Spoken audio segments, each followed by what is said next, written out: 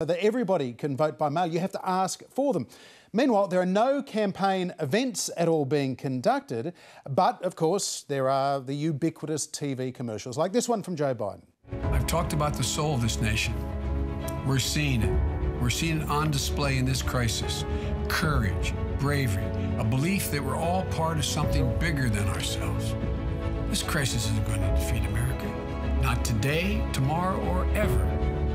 This is the United States of America, and there's nothing we can't do if we do it together. The American people have never, ever, ever, ever let their country down. We just got to give them all they need now.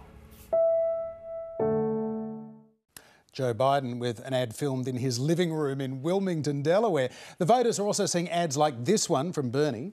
Now, our country is at a turning point. A dangerous demagogue tearing our nation apart. Hard-working people betrayed by Trump. A healthcare system that makes enormous profits for drug and insurance companies. And a planet on the brink of a climate disaster. In this moment, we need a fighter. Bernie Sanders. We know he'll fight for us as president because he always has. I'm Bernie Sanders, and I approve this message.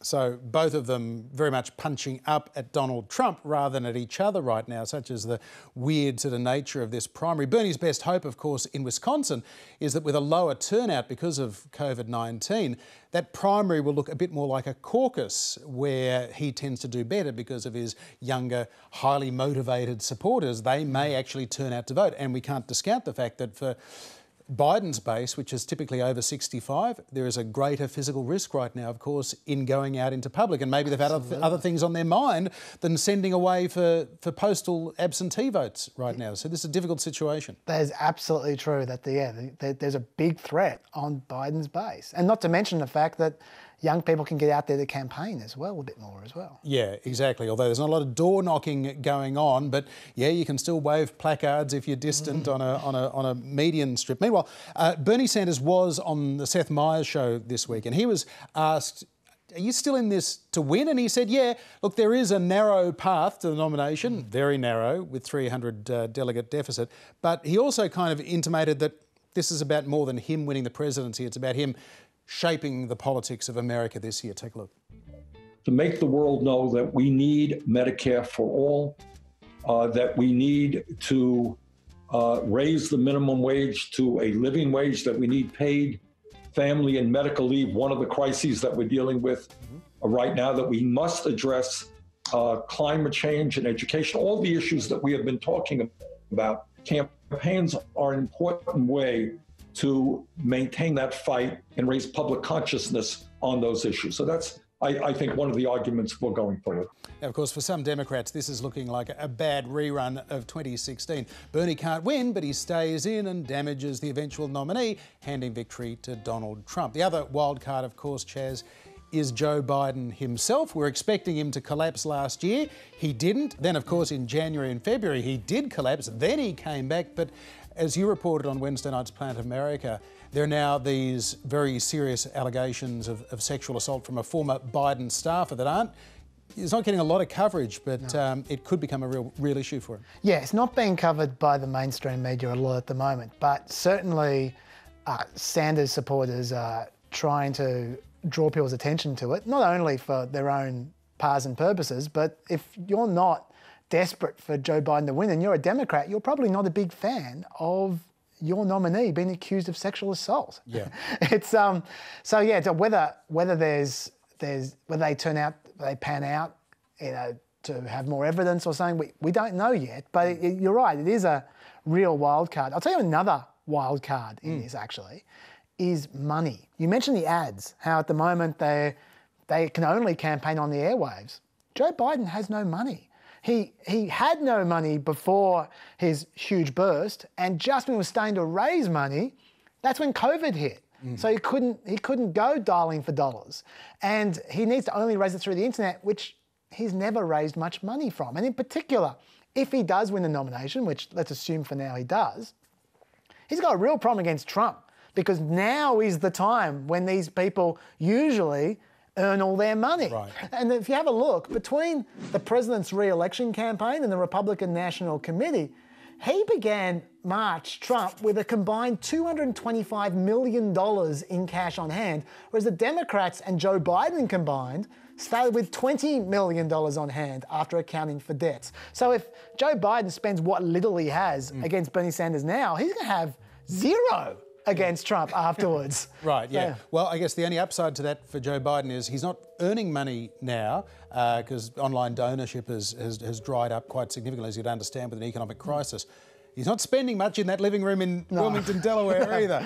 Well, the big question now, of course, is do diehard supporters of Bernie Sanders still think that he has a shot of being the President of the United States or the Democratic nominee? And if not, what is he trying to achieve right now? To answer some of those questions, I spoke to Ben Jealous, who is the former head of the NAACP, the big civil rights group in the States. He endorsed both of Bernie's presidential campaigns. Bernie, in turn, endorsed Ben Jealous when he ran for governor of Maryland a couple of years ago, which he lost by double digits to the hugely popular Republican incumbent Larry Hogan. Take a look.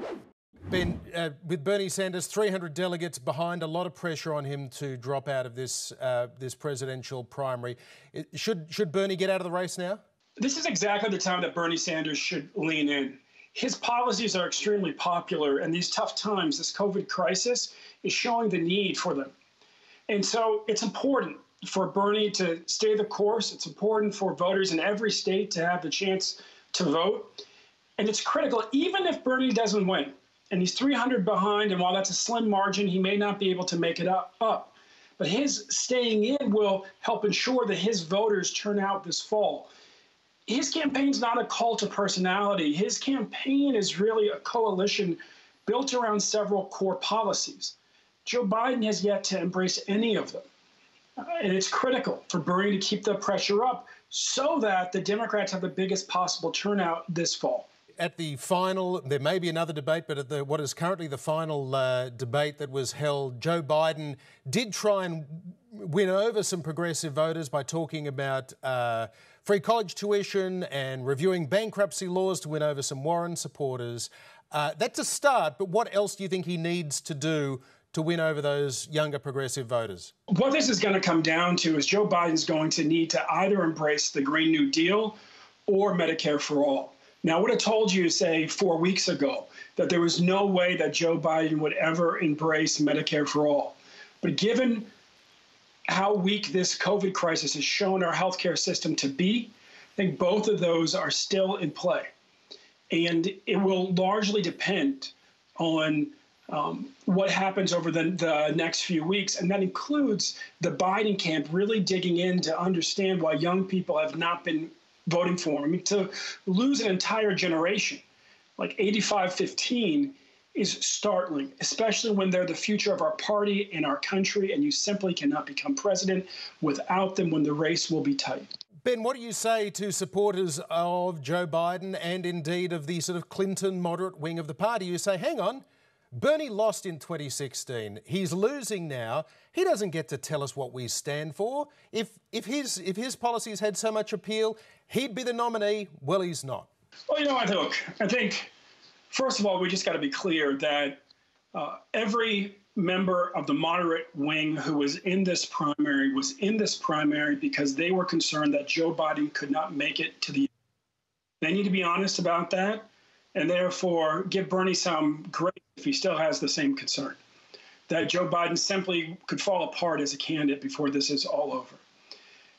The next thing that we have to just frankly realize is that this race will be very, very close. It will be decided once again by swing voters and unlikely voters in a handful of states. And there's simply no way for the old Obama coalition to win without young people. And those young people, frankly, support Bernie because of his ideas. And so Joe is going to have to stretch. This is a time when candidates, quite frankly, if they want to, it's on him. If he's in the lead to pull this party together. And the only way he can do it is by reaching out to younger people and embracing their ideas. We've heard plenty of criticisms of Joe Biden in recent times. He's too old, he's lost a step, he's too moderate to excite the base. In the last week or so, we've also had a resurgence of claims that he may be a sexual predator. There are allegations from a former staffer, Tara Reid, that Joe Biden sexually assaulted her in the 1990s. How should that be dealt with at this point in the campaign? Quite frankly, U.S. mainstream media needs to do what you're doing and actually ask the question. And they need to ask the question of Joe Biden. These are serious concerns. She is a very credible accuser, and he needs to answer for it. He needs to be asked about it. We need to hear from him on the record. I think his campaign seems to be hoping that they can sweep it under the rug. That's not going to happen. It's important that Joe come out and, frankly, speak clearly to the people about what happened in this instance. And we saw